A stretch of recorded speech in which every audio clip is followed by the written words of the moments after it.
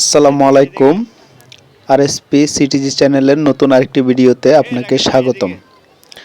আজকে যে ভিডিওটি নিয়ে আসছি সেটি হচ্ছে চট্টগ্রাম আগ্রাবাদ জাম্বুরা পার্ক বলে সেই জাম্বুরা পার্কের ভিডিওটি আজকে আপনাদের কাছে তুলে ধরলাম। এখানে যদিও জাম্বুরা পার্ক অনেকে বলে থাকে, কিন্তু এখানে কোনো জাম্বুরা নাই।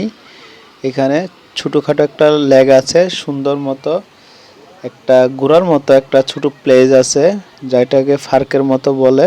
তবে এখানে ফ্যামিলি মেম্বার নিয়ে প্রিয়জনকে নিয়ে অনেকেই এসে থাকে।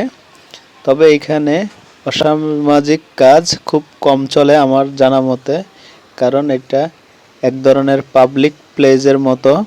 এখানে এর চারপাশে রাস্তা দেখা যাচ্ছে, মানুষ রাস্তা দিয়ে হেঁটে যাচ্ছে, একটু ঘুরতে ইচ্ছা হচ্ছে, কোনো টিকিট ছাড়া, কোনো কিছু লাগতেছে না, এসে একটু বসলো, দিয়ে একটা পিক তুললো, তুলে আবার চলে গেল। তবে বেশিরভাগ ক্ষেত্রে যারা টিকটক করে থাকে, আমার মনে হয় টিকটক পার্টিগুলো সেলিব্রিটি যারা আছে তারা একটু বেশি আসে এখানে। এখানে বিভিন্ন ফুল নিয়ে, এটা নিয়ে সেটা নিয়ে টিকটক করে থাকে। তবে এটাকে আমি একটু অপছন্দ করি।